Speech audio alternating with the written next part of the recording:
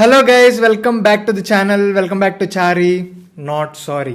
Star boy Siddhu, Anupama Parameswaran act చేసిన the most anticipated DJ టిల్లుకి sequel అయిన టిల్లు స్క్వేర్ మూవీ చూడడం జరిగిందనమాట. యాజ్ యూజువల్గా టిల్లు వచ్చాడు, ఎంటర్టైన్ చేశాడు, అత్తర కొట్టేశాడు. మరి సినిమా బాగుందా అంటే ఆ సినిమా పంచాయతీ అంతా వేరే రకం. అది దాని గురించి డీటెయిల్డ్గా మాట్లాడేసుకుందాం. రివ్యూలోకి వచ్చేయండి. రివ్యూలోకి వెళ్ళే ముందు మాత్రం మీరు ఎవరన్నా నా ఛానల్కి కొత్తగా వస్తే, నన్ను కొత్తగా చూస్తుంటే మాత్రం వేరే వీడియోస్ కూడా చూడండి. అండ్ నచ్చితే మాత్రం ప్లీజ్ కన్సిడర్ సబ్స్క్రైబింగ్. అలాగే ఈ వీడియో నచ్చితే కూడా ఒక లైక్ వదిలేయండి. ఇంక వీడియోలోకి వెళ్ళిపోదాం.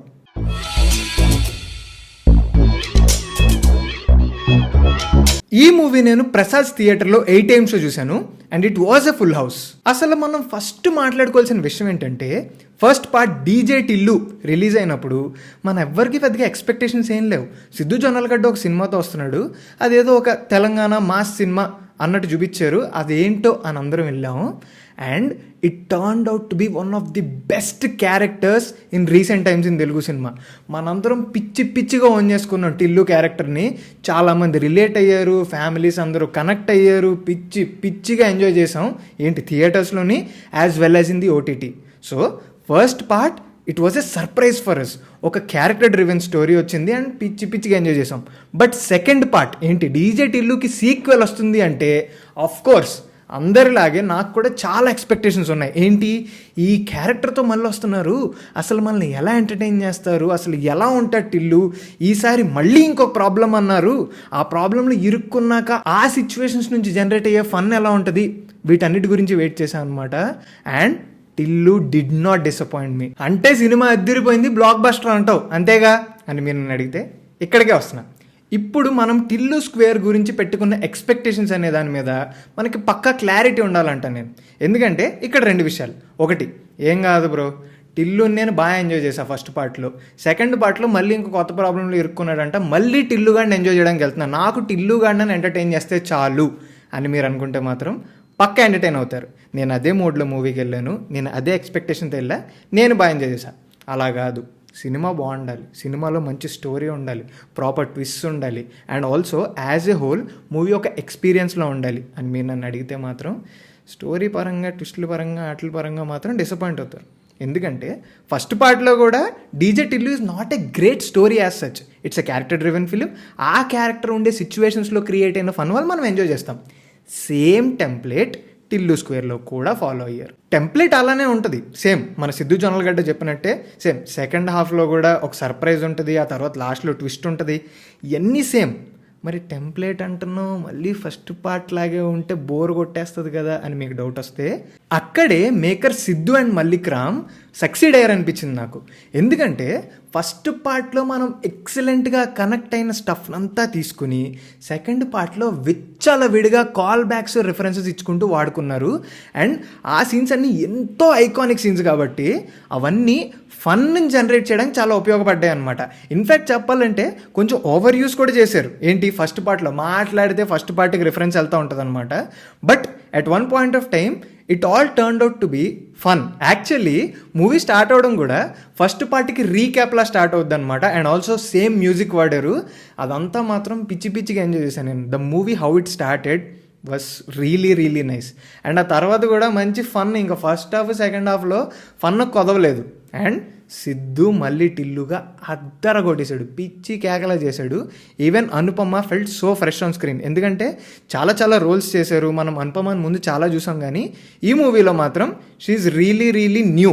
అంటే లైక్ స్క్రీన్ మీద చాలా కొత్తగా కనిపించారు. So she did a fab job అనిపించింది నాకు. And she looked really beautiful on screen. And Tillu స్క్వేర్లో ఇంకొక బెస్ట్ థింగ్ ఏం వర్కౌట్ అయిందంటే మ్యూజిక్.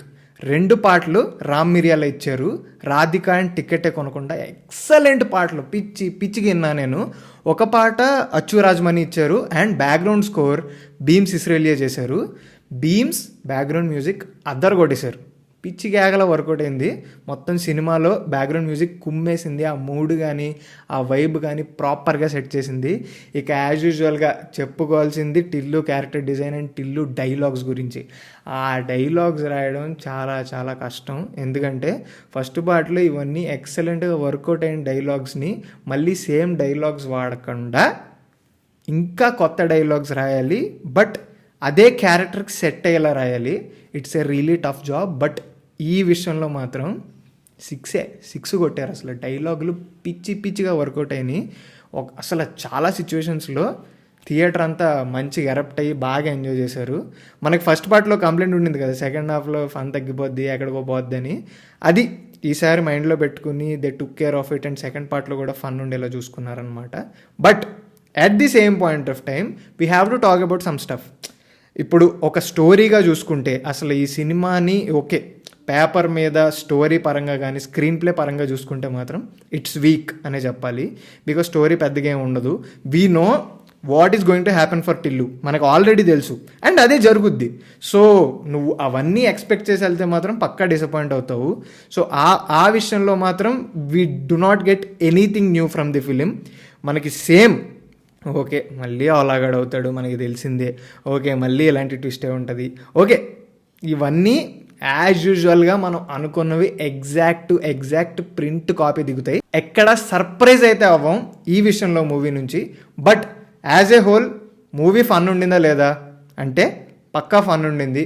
మూవీ చూడాలా లేదా అంటే అఫ్ కోర్స్ చూడండి. టిల్లుని ఎంజాయ్ చేశారా అయితే మళ్ళీ టిల్లు స్క్వేర్లో ఈ టిల్లుని కూడా బాగా ఎంజాయ్ చేస్తారు.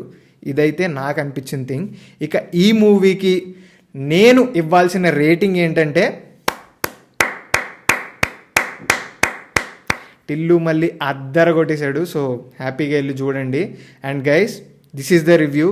మీకు నచ్చితే మాత్రం ప్లీజ్ లైక్ చేయండి, షేర్ చేయండి అండ్ సబ్స్క్రైబ్ చేసుకోవడం మాత్రం మర్చిపోకండి. If you are new to the channel మీరు సబ్స్క్రైబ్ చేసుకుంటే నాకు ఊపు ఉత్సాహం అన్నీ వస్తాయన్నమాట.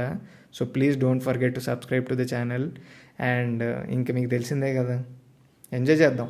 ఛానల్కి వస్తూ ఉండండి, వీడియోలు నేను ఇస్తూ ఉంటాను. సబ్స్క్రైబ్ మాత్రం మర్చిపోకండి. Bye guys.